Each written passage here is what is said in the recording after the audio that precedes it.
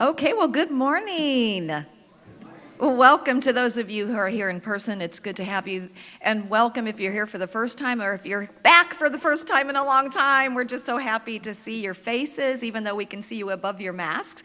And welcome to those of you online. We love that you can join us in this way, and we welcome you to celebrate with us. We do want to remind you, if you'd like to check in on Facebook on your phone, and then please do silence it. And as you can see, we have opened up some of our seating in here because Springfield has opened up the occupancy, but we are still following our mask guidelines, our social distancing guidelines, and our no touching guidelines. So thank you for following those things. The lovely, most beautiful bouquet today has been donated to us by Linda Hilton, sitting right over there, just in celebration of spring. Isn't that beautiful? Thank you, Linda. And we want to give a shout out to our own Mary Lou Rao. She is not able to be with us in person, but she is celebrating her 88th birthday on the 28th of this month. So happy birthday, Mary Lou. We love and appreciate you. So our first song today is Spirit is Alive in Us by Denise Rosier. The words will be on the screen, so please feel free to sing along with us.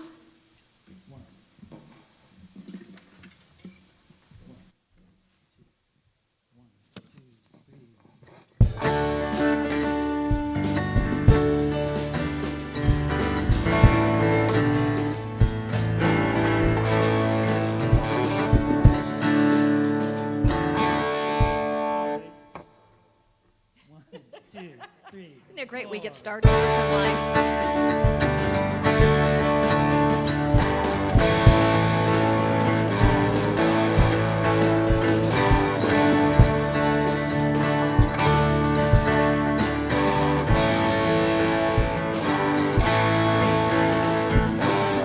Spirit, you're alive in us. You're alive in us right here. Spirit, you're alive in us. Shine bright through us right here. Spirit, you're the love in us. Reaching out with every touch. Spirit, you're the voice in us. Rising up without a hush. Yeah, yeah. We feel it. We feel it. Yeah, yeah. We see it, believe it. It's Spirit.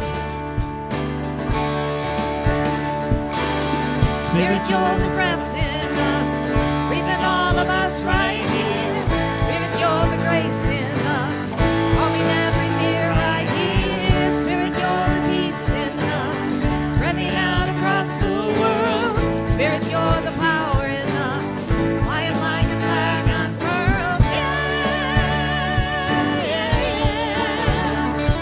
We feel it, we feel it.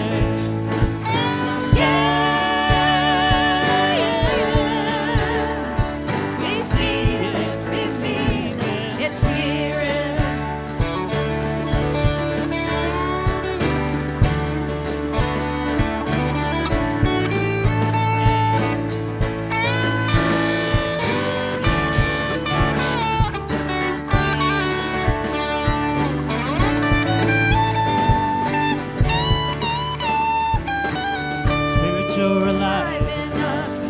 You're alive in us right here. Spirit, you're the light in us, shining bright in us right here. Spirit, you're the love in us, reaching out with every touch. Spirit, you're the voice in us, rising up without a hush. Yeah,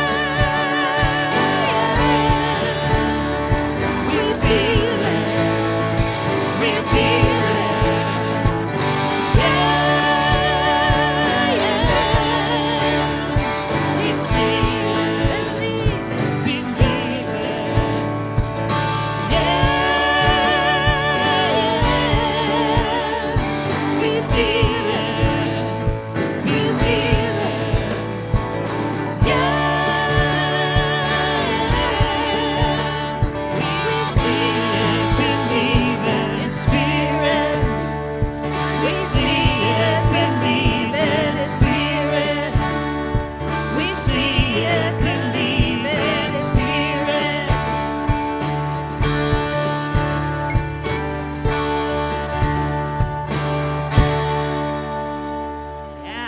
Spirit is alive in us. Yay. Okay, I'm going to invite us now to share together in Unity Statement of Faith, and this is up on our screen together. There is only one presence and one power in the universe and in my life, God the good, omnipotent. So the second song for today is going to be sung by John Russ. It is a Peter Mayer song, I'm sorry. It's called Blue Boat Home. And it's actually new lyrics to an old hymn.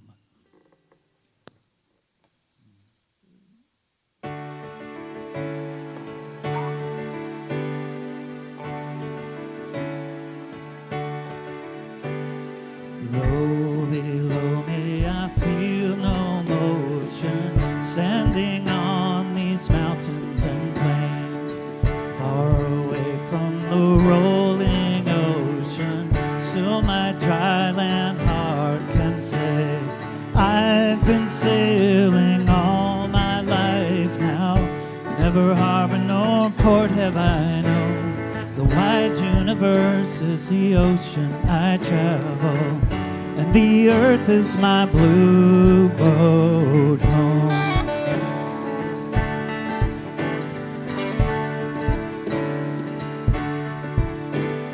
Sun, my sail, and moon, my rudder, as I ply the starry sea, leaning over the edge in wonder, casting questions into the deep.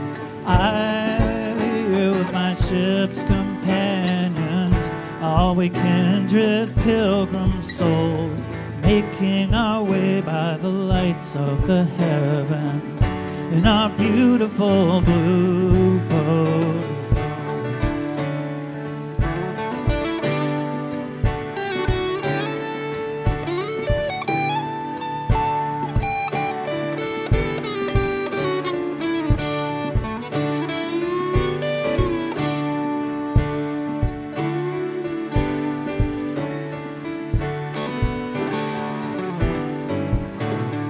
Drifting here with my ship's companions, all we kindred pilgrim souls, making our way through the lights of the heavens in our beautiful blue boat home.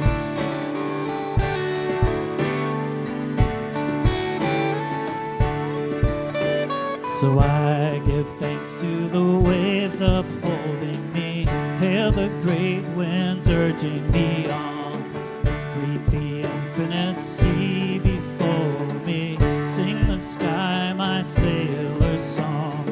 I've been sailing all my life now, never harbor nor port have I known. The wide universe is the ocean I travel, and the earth is my blue boat home. The wide universe is the ocean I travel, and the earth is my blue boat home.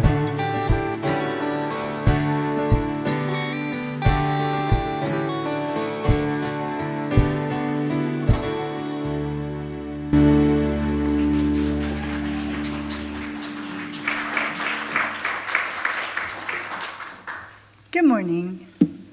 Please join me in our mission statement. The words are on the screen.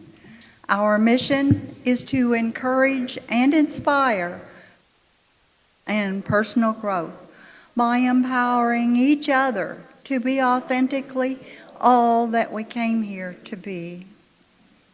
Today's daily word, please join me in speaking the affirmation which is on the screen. I bless the earth with love and care. I am a caretaker of my beloved home, planet Earth.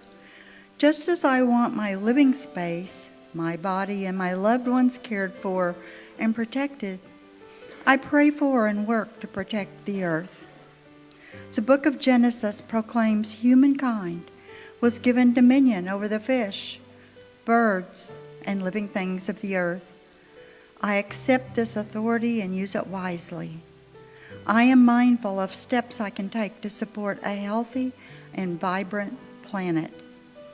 Recycling, opting for environmentally safe products, and working to eliminate litter and contamination help keep waterways, air, and environments safe for all life. In my spiritual practice, I bless and give thanks in honor of the earth and for all those who share the call for its protection. The scripture is from Genesis 8:22, if you'll join me.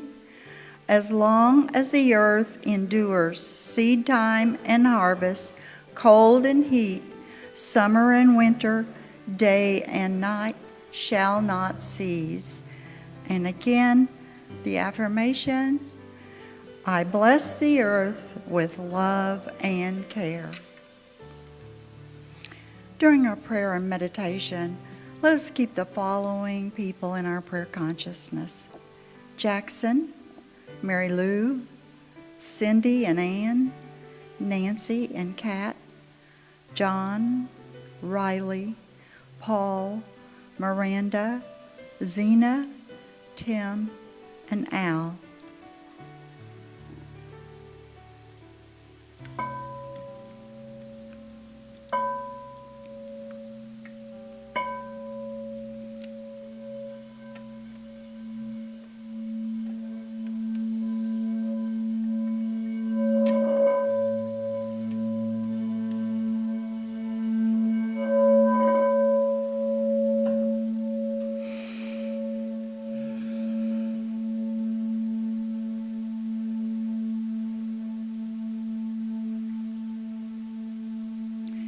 Hearing the sounds from the prayer bowl and feeling the vibrations, we start to relax our bodies and concentrate on the one power and one presence, God the Good. Begin at the top of your head, the crown, consciously giving your attention to your forehead, ears, lips, down your neck, your shoulders. Roll them if they feel tight. Relaxing as we go. Down your upper arms, elbows, wrists, and fingers. Return your attention to your chest. Take a deep breath and exhale. Relax your abdomen, your hips, thighs, knees, calves, ankles, and your toes. As we enter into the sacred space within, we surrender to the Christ presence. Your mind drifts, focus on your breath, the breath of God. We practice forgiveness of others and ourselves for things that have caused us angst or that we regret. For those whom prayer was requested, for our families, our friends, our neighbors, ourselves, for all people everywhere, we share the knowledge and beliefs that all we need is at hand, be it healing power, guidance, wisdom, prosperity, peace of mind, love. We picture our planet Earth and bless it as we protect and conserve it.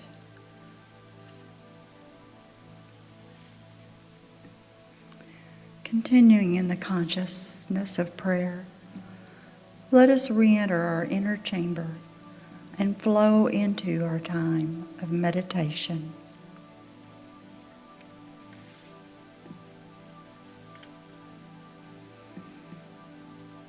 The loving presence of God is enfolding and protecting this earth now and forevermore. We have nothing to fear. We trust God.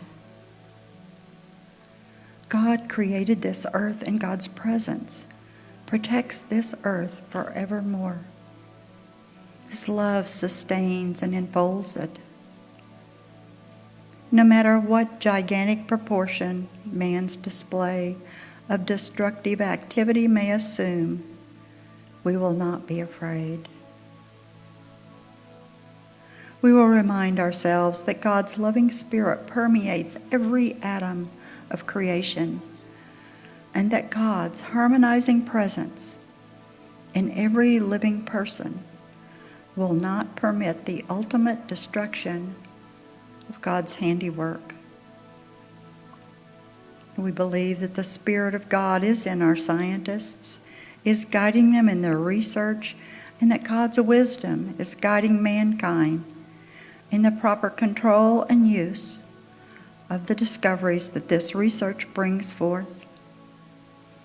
Every time we're tempted to feel apprehensive, we can calm our fears by recalling the internal words of Jesus. Let not your heart be troubled. And lo, I am with you always. And now in the silence, let us bless and give thanks in honor of the earth and for all those who share the call for its protection in the silence.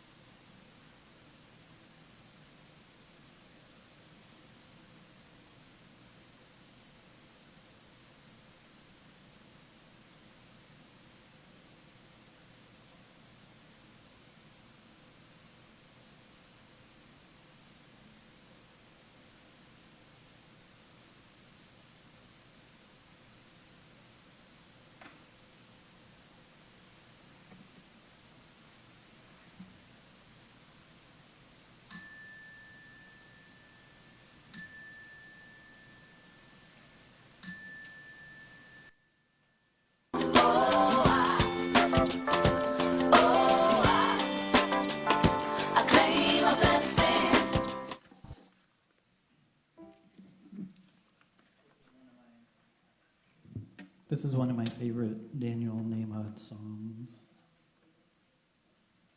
One of my top 100 most favorite Daniel Nahmod songs. This is a really kind of a cool song. It's kind of a different one for him, so really enjoy it.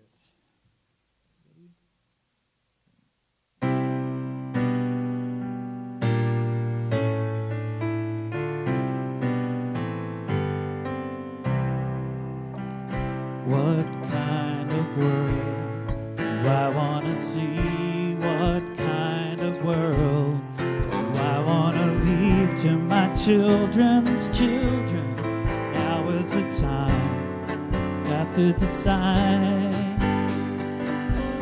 What kind of world is this gonna be? What kind of world will be my legacy to the generation? For all humankind, it's time to decide what kind of world. Will it be peaceful? Well, am I? Will Will it be joyful and kind? Will it be all those things a child so easily describes? Oh yeah. Will everybody have enough? Will we speak in the language of love? Somehow I'm suspecting it's all up to what you and I decide. Yeah. What kind of world we wanna have? When will we be ready? Studying that for this precious place, for every young face, till every boy and girl. What kind of world?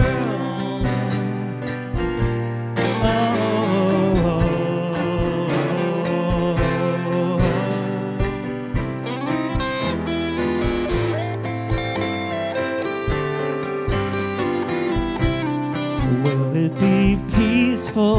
Well, am I? Will it be joyful and kind? Will it be all those things a child so easily describes? Oh yeah. Will everybody have enough? Will we speak in the language of love? Somehow I'm suspecting it's all up to what you and I decide. Yeah. What kind of world do we wanna have? When will we be ready to stop being that for the special place, for every young face, till every boy and girl? What kind of world? Oh, tell every boy and girl. What kind of world?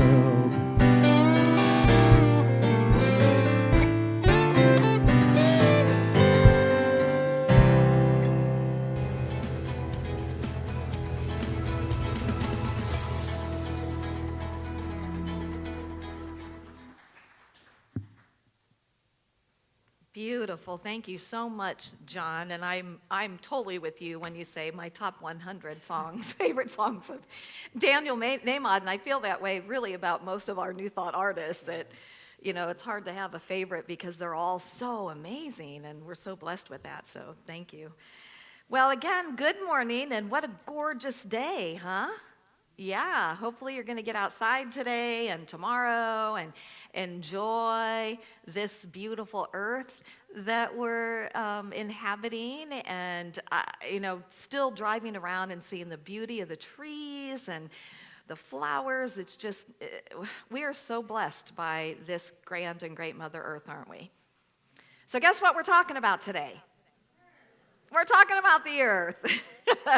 I'm actually, I don't normally do this, but I'm actually mainly using a talk that I did in 2018 because I love the information in this talk. I think it's really important information. Plus, I obviously added some stuff because I can't not do that. So this past week was actually the 51st celebration of the first Earth Day that was ever had in our country. Earth Day originated on April 27th, 1970, and it was a call to be conscious of the environmental movement, but it was also a response to the destruction that we were seeing all around us. And imagine, and on that first Earth Day, which really, really amazed me, over 20 million people were part of that, and that was in 1970.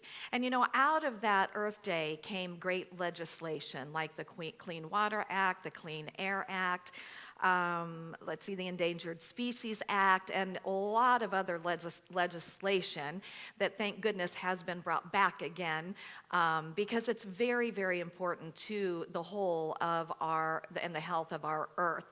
Imagine where we would be today if this hadn't been started over 51 years ago.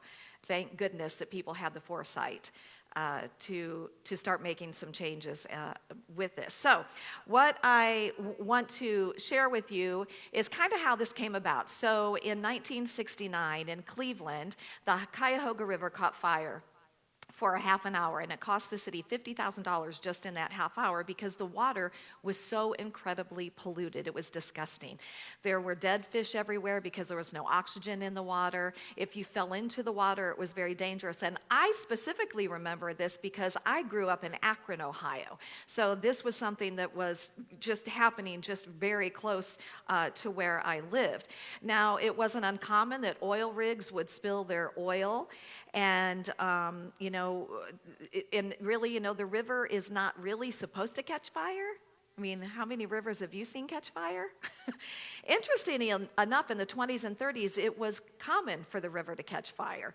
But as people started becoming more environmentally aware, they said, this is not okay, and especially with this particular fire in Cleveland. And so this was really the spark plug, or the straw that broke the camel's back, for people to wake up and go, we've got to do something about this. It was a time that we started to look at industrialization and some of the effects of industrialization that we hadn't thought about before, because we were definitely starting to have those effects.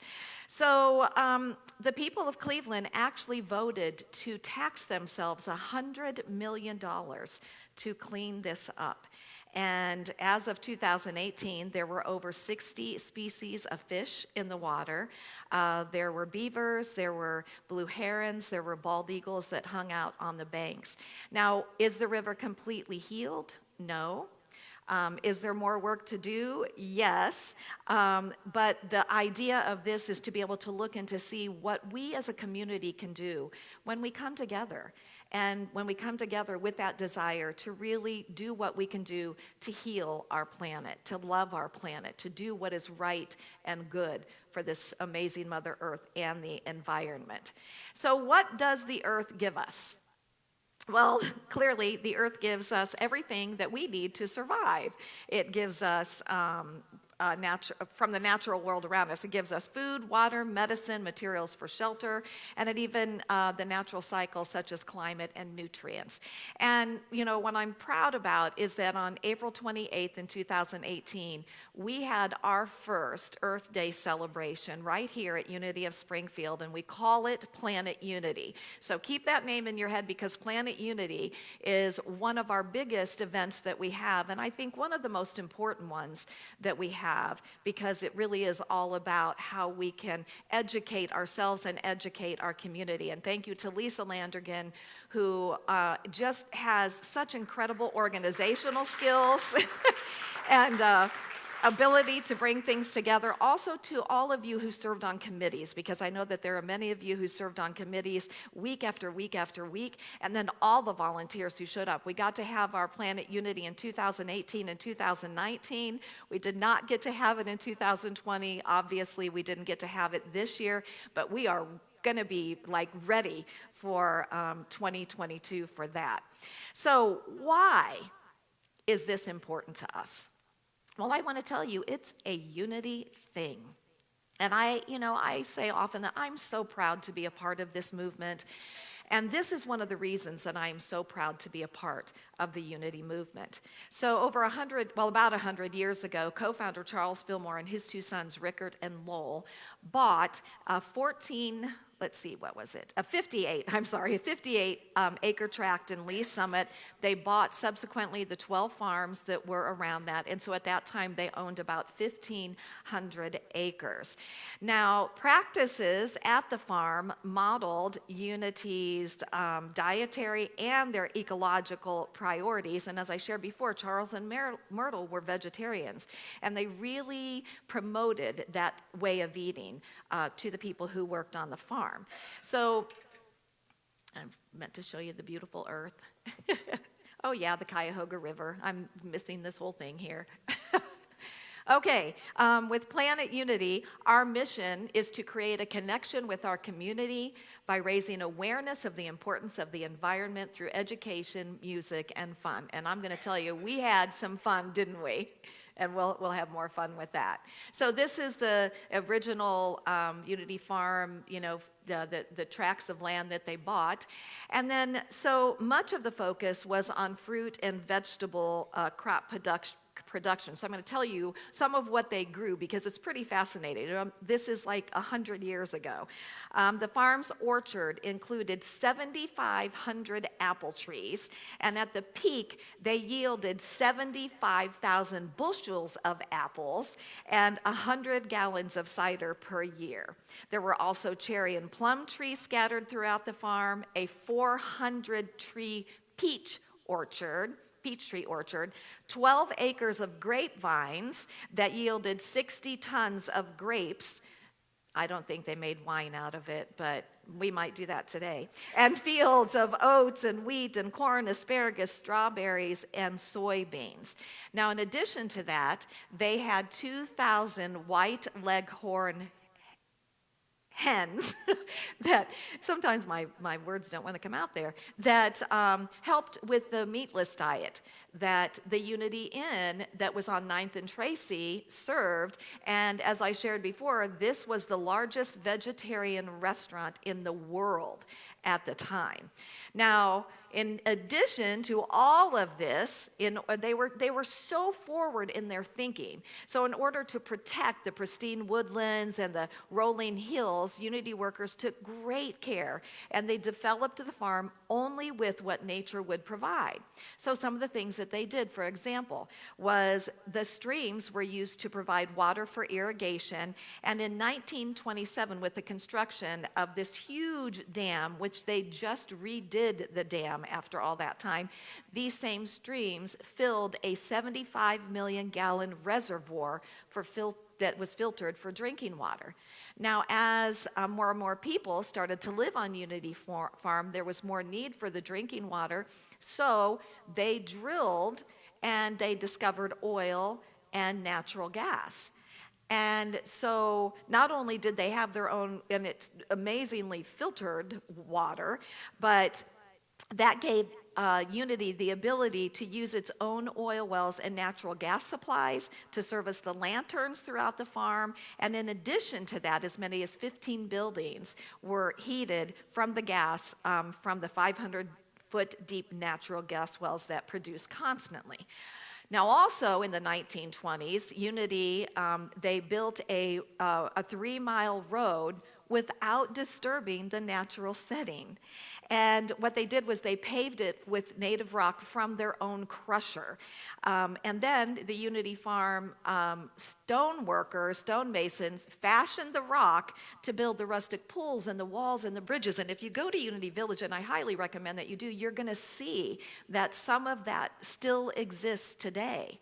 Now, in addition to that, when there was a severe drought in the late 1930s, it killed a large amount of black walnut trees. So what did they do? They felled those dead and dying trees, and within their own sawmill, they were able to salvage more than 9 miles of feet of prime walnut lumber, and then they used that lumber to create beautiful woodworking projects, and then they replanted those trees. In addition, they used a native limestone that they quarried from their outcroppings on their own acreage for several of the construction projects. Now, the yellow and white stone looked a lot like the travertine limestone that was used in buildings in Italy, which Unity Village was fashioned after that. And you can still see that stone when you go to Unity today. Bring us up to about 2006, the Unityville Village Hotel and Conference Center. Has anybody been to Unity Village Hotel and Conference Center? Yeah, pretty amazing, isn't it? So they exemplify their ongoing environmental stewardship demonstrated by the first generation Unity. I love this because it's continuing on. When they opened up their 33,000 square foot facility in 2006, they were one of the first leadership in energy and environmental design, LEED, probably most of us recognize the acronym for it, certified green hotels in the Midwest. That's really something to be proud of. Now, in addition to that being created in the past few years, they've also created something called the Gardens at Unity Village. And this is a volunteer-driven organization. And I'm going to read this to you because it's committed to shaping a dynamic enterprise. Maybe I have that on here. Yes, that will capture the magnificence and the charm of Unity Farm. And I love that, how they're going back and they're honoring, our ancestors, and they're honoring that heritage. They said their aim is fixed firmly on growing naturally productive plants, fruits, vegetables, and herbs, and then they're marketing those to the public at their farm stand at Unity Village. And so we did get to go by and take a look at that when we went up there. And it's just so awesome to see that happening. They also feature an education component with that, and here's what else they say. They intend to become renowned for managing and recycling natural sources through their own practices and through outreach and instruction to the general public that they serve. That is huge to me, to be an educational thing as well as to actually, be living off the land. Their mission is to be an expression of abundance, spiritual connection, and stewardship, a community of people committed to growing healthy food and sustaining a prosperous green model for generations to come. So there's a reason why Earth Day is important to us. In fact, today we have an Earth Care program. I'm going to tell you a little bit more about that at the end of this, that we have the opportunity as Unity of Springfield to become a part of with the greater whole of Unity Worldwide Ministries. So just as it is with our bodies, so it is with our earth. We cannot put things into our bodies that are going to break our bodies down and expect our bodies to be able to thrive and to be healthy. And we cannot continue to put things into our planet and into our environment and expect it to be healthy and expect it to thrive. So where I want to go with this is what I think is the easiest place for us to start, if we haven't started already, in becoming proactive in how we can do our part in helping to decrease some of the things that are happening, and that is with plastics. So let me give you some facts on plastics. This was in 2018, mind you. Well, first of all, let me tell you that the invention of plastic came in 1907, and it was a breakthrough invention. In a short time, plastic just became omnipresent in our homes and everywhere, and it was a great thing. But oftentimes, as we do in our culture, we create something to fix a problem, and it's going to make great money, but we don't think about the long-term effects that are going to come with that. So, The biggest problem with plastics is that they are not biodegradable. That's the biggest problem, but there's other problems too. So, according to an article by the BBC, 9.1 billion U.S. tons of virgin non-recycled plastic was produced by 2018. That generated 6.9 billion U.S. tons of waste. 9% of that, only 9%, had been recycled. 12% had been incinerated, but 75% of that, my friends, is ending up in the landfill and the natural environment. And as we're going to see in a minute, it's ending up in our oceans, and it's causing great and grave problems there. If this continues at the rate that it is by 2050, 13.2 billion U.S. tons will enter the landfills or the environment. Now, it's not just about what we're putting in the earth. It's also about what plastic production causes in our environment, because plastic is a petroleum product, and it's created from petroleum, just like refined gas is. So the drilling of the oil and then the processing into plastic releases harmful gas emissions into the environment, including carbon monoxide, which is really one of the number one things that's bad for our environment, hydrogen sulfide, ozone, benzene, and methane. And methane is a greenhouse gas that causes a greater warming effect even than carbon dioxide. So it's important for us to remember, as we're grabbing those plastic bottles, as we're buying those plastic bottles, as we're throwing them away, that just the production of them is having an effect on our environment. And I do want to say here that, when it comes to global warming, there are many factors that have to do with global warming, and global warming is a big issue for us. One is just the natural way that our Earth moves, but there's a lot of other factors in there, and my friends, we are a huge cause of that. And I think it's really important for us to educate ourselves and to start taking a stand, because you know what? The Earth is going to be here for us, but we have to look at our grandkids, our great-grandkids, and generations to come. So climate change is one of the most pressing issues that we face today on our planet. So let's take a look at some of these pictures. This is a whale. And what they found inside the whale in the ocean. I mean, look at that. These are some pictures just of the ocean. And these are real pictures. This is a common thing. Thank goodness I've been reading more about people who are finding ways to get that plastic out of the ocean, but this is where our stuff ends up so much of the time. So what can we do? How can we be proactive in our everyday experience with what we use? So here's the thing about this. It's going to take some effort, but my friends, it takes little effort to create big results. And we've become such a culture of just almost laziness. We just don't want to do the extra thing. It's just a little bit too much for us. But I'm telling you, those little extra things will make a difference. So one of the things that we can do is we can refuse. We can refuse to use plastic bags. We can buy bags that are reusable. And, that's an easy thing for us to do. I have all kinds of reusable bags, and my biggest thing is to remember to take them in the store with me when I go someplace. But we can refuse to use the plastic bags. We can refuse to use plastic straws. This is a big one. And, I had heard, well, cut those plastic straws up into little pieces, and that's better. They said, absolutely not. That's even worse, because our sea turtles and our seabirds are ending up with so many of these plastic straws in their stomachs, and really makes a difference. Refuse water bottles. And that's just a convenience for us, my friends. That's just a convenience. It is so easy now to go buy a Brita or a Pure, one of those water filter things that you can put in your refrigerator. Most of our refrigerators have filtered water. I know Paul put in a really great filter that he got, I think, from Lowe's or something. It was like $200. But, it's a one-time thing, and now we've got this amazingly pure water.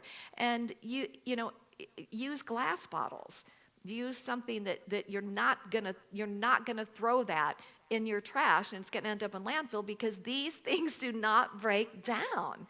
And the more of us that quit using them, the less production there's gonna be, and the less of the gas emissions that are gonna go into our environment.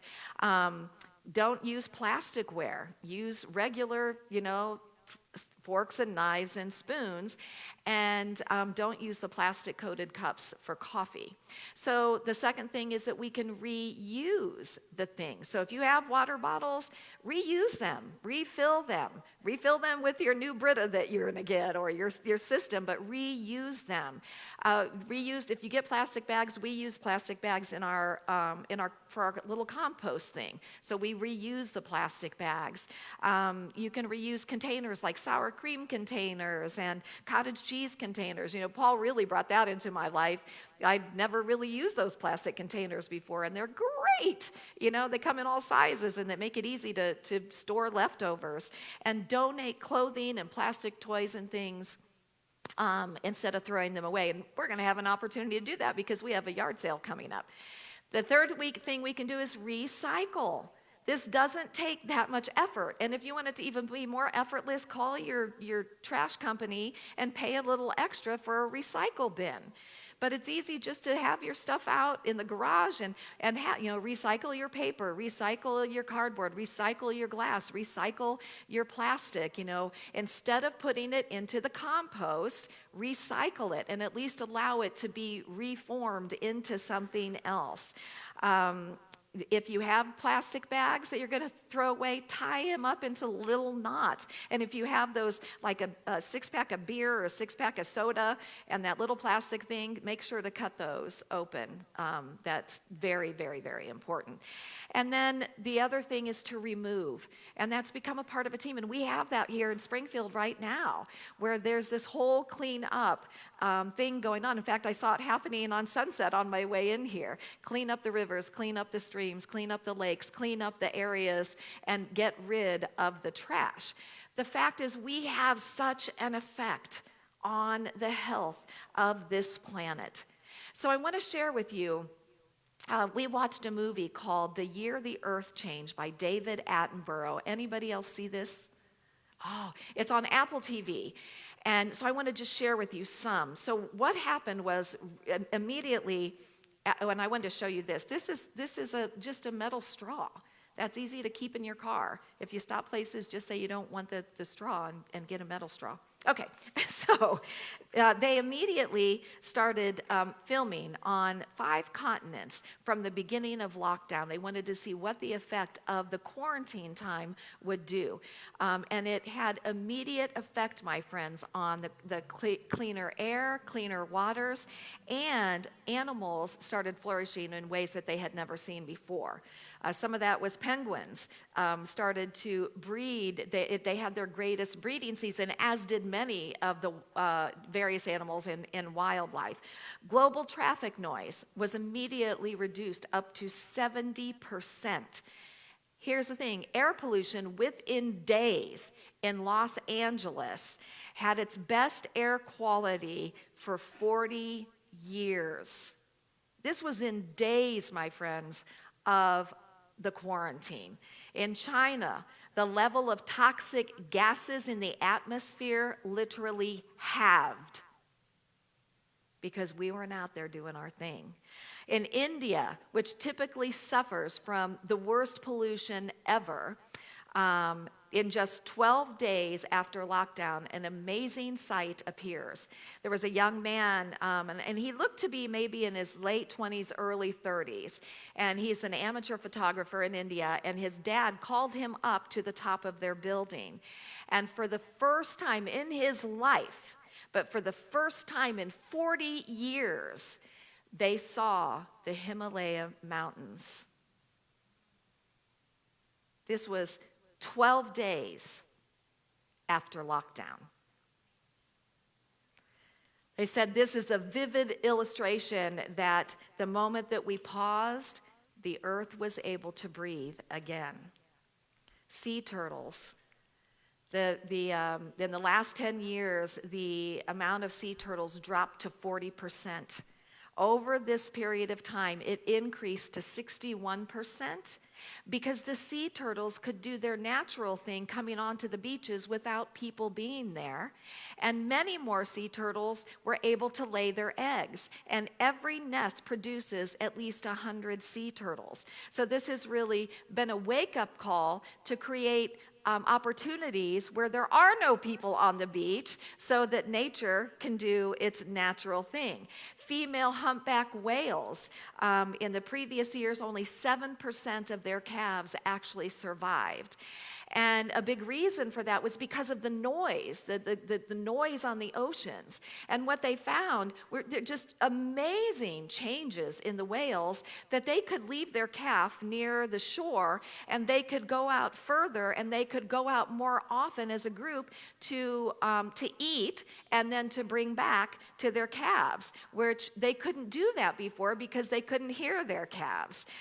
In addition to that, and I love this one, in Nara, Japan, this is home to a group of Sika deer that have been there for over 1,300 years. And the city came in and there's just concrete everywhere. And so the way that the deer adapted is they made friends with the people in the temple. Over 13 million people would come to the temple every year, and they had crackers of bran and rice. And so they would feed these to the deer. When quarantine happened, no food for the deer. Well, amazingly enough, the elder deer guided his group of other deer to spaces that were the original feeding grounds, just little spaces in the city that still had the leaves and the brush, all the herbs and the nutrients that they needed. And so they found these patches, and they said that the deer are healthier than they've ever been, and without people being there, the plastic pollution is down, and that is one of the things that killed the deer, was that the deer would eat the plastic. So we must wake up and recognize the impact that we have on this planet, and we must make better choices. You know, this is a gift that we've been given, this beautiful planet, and we can't think just about ourselves. We have to think about future generations. You know, here's the thing. Our main job, my friends, is simply to love this planet. Is to love it. And I was thinking about, I'm in the midst of doing this prayer class, and I was thinking about how when I pray for someone, the greatest gift that I can give them is to see them just immersed in and surrounded by, and to see that divine love, just see that in their entire being. Because, you know, there is only one presence and one power, and that is God. 1 John 4:8 tells us that God is love, so that one presence and one power is absolutely love, because love heals everything. Love heals the emotional and the mental conditions of our life. Love heals the physical maladies of our life. Love heals the spiritual afflictions of our lives. So when we really love the Mother Earth, when we take that time to bless her, when we have that in our prayer time, when we go hug a tree, when we plant things, we are really loving our Mother Earth. But our first thing is to hold that energy and to send that prayer energy to this grand and glorious, beautiful earth of ours. And here's the thing, and I shared this before, by virtue of the fact that we are loving it, we will be guided to action. And we will know what is ours to do, because you can't love something and not take care of it. You can't love something and not want to do the best for it, right? I mean, that's just true. So our biggest job right now is simply to love this grand and glorious Mother Earth, to really, really love her. So in closing, I have a prayer of healing. I'm not sure where this came from, but it's a call and response. And it's, you know, you'll see your response up there if you'd like to join. So we join with the earth and with each other to bring new life to the land, to restore the waters, to refresh the air. To renew the forests, to care for the plants, to protect the creatures.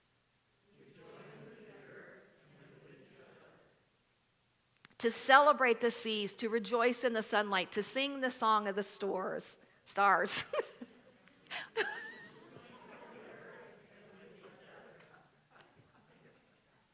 I like stars too, but we're singing the song of the stars.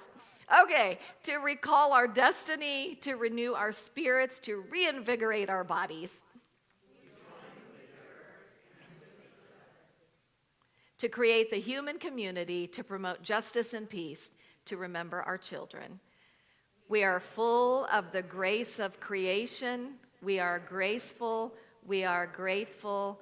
We rejoice in all life. Your homework for this week, my friends, just go out and love this planet the best that you can. And let's together, the small steps that we take, make a huge impact. And, here's the thing I wanted to tell you. So we have this earth care thing through Unity, and I really want us to get on board with this as a spiritual community. So in the next few weeks or the next month, I'm going to be putting a call out there for people who would like to be a part of our earth care team. This will be directly tied into Planet Unity, but I hope that many of you will want to be part of that in our spiritual community. So I say to you, namaste, namaste. You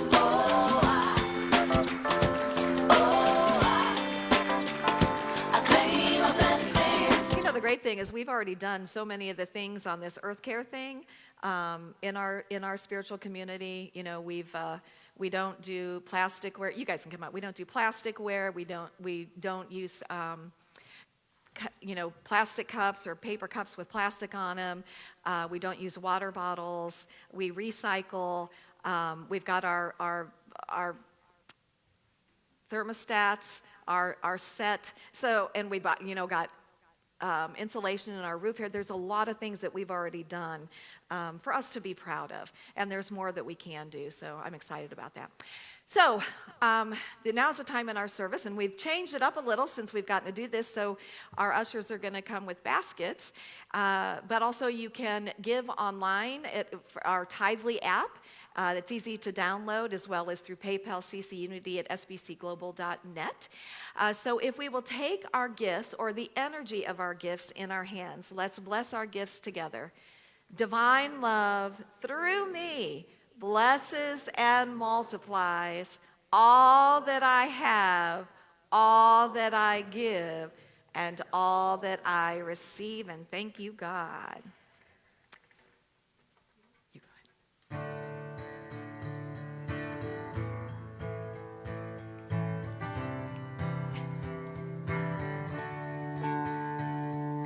1, 2, 3, 4, 5, 6, 7, 8. I believe it's not too late. Together we can change the world.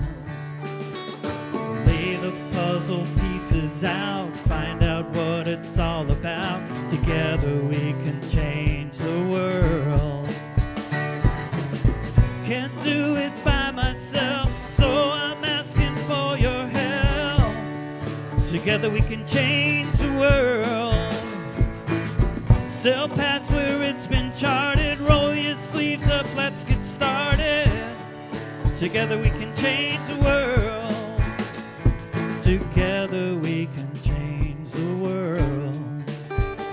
With our hands and with our hearts, we can dare to make a start. Together we can change the world. What if we spoke with one voice, knowing that we had a choice? Together we could change the world. Can't do it by myself, and so I'm asking for your help. Together we can change the world. Sail past where it's been charted. Roll your sleeves up, let's get started. Together we can change the world. Together we can change the world.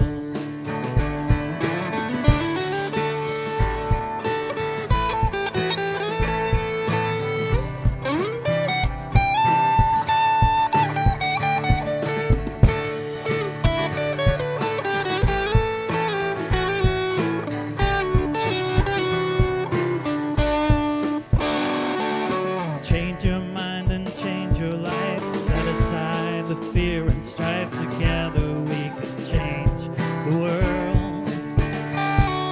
When we open up our eyes and we start to realize, together we can change the world.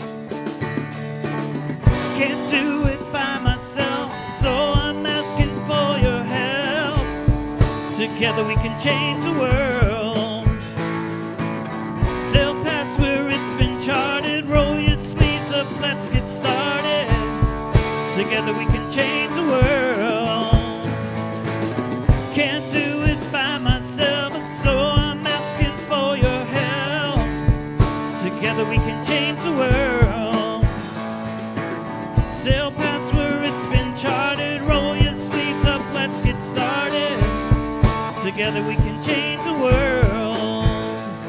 Together we can change the world. 1, 2, 3, 4, 5, 6, 7, 8. I believe it's not too late. Together we can change the world.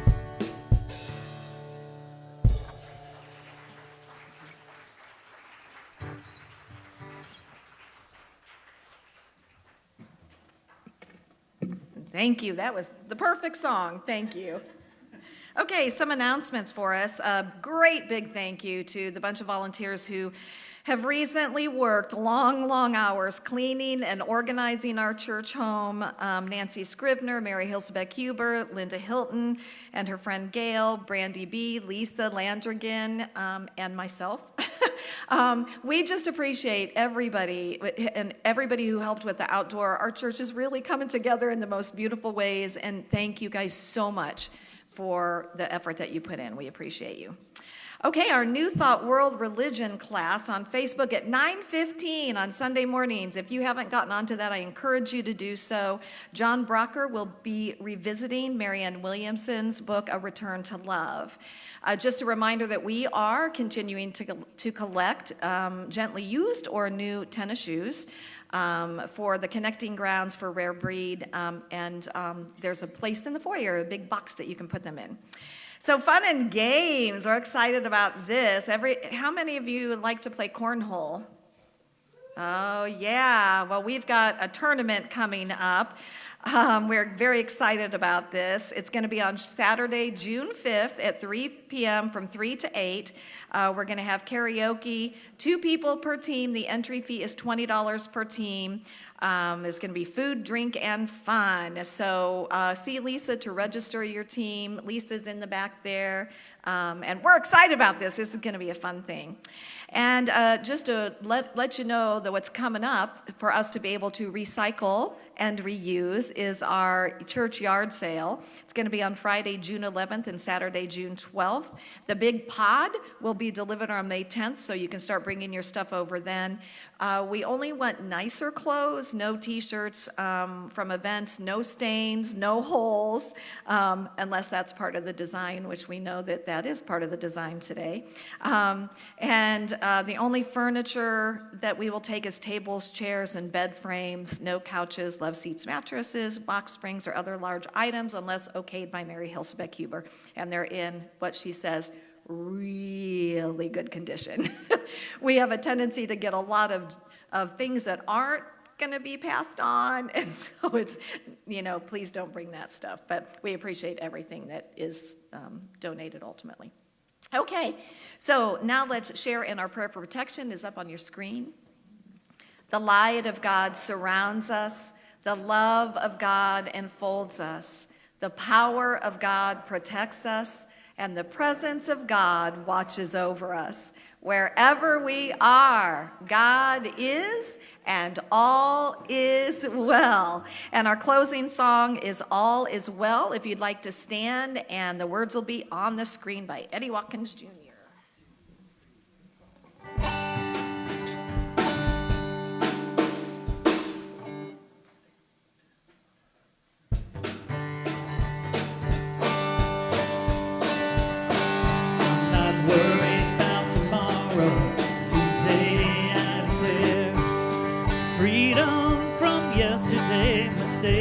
From the past, today all things are made new. And don't it feel good to know that all is well and unfolding as it should? I can change my reality by changing my mind.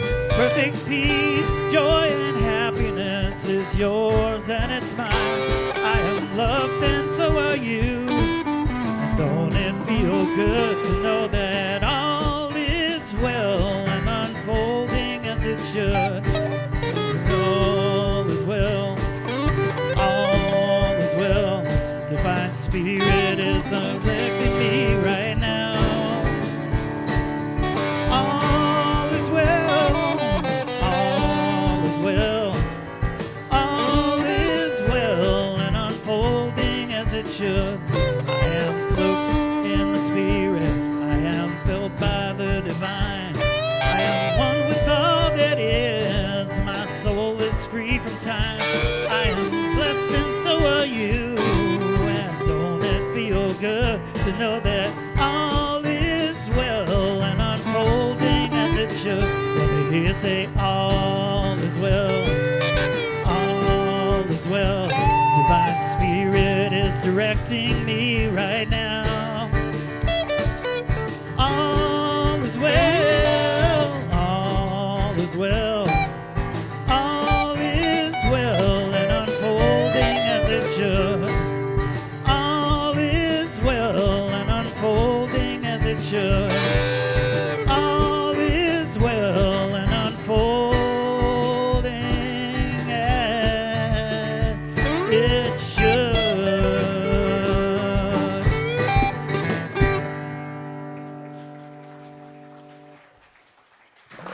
Well, again, thank you all for being here this morning. For those of you who are online, come back and join us in person. We're ready for you to come back. Have a beautiful and blessed week. And again, go out there and just love our Mother Earth.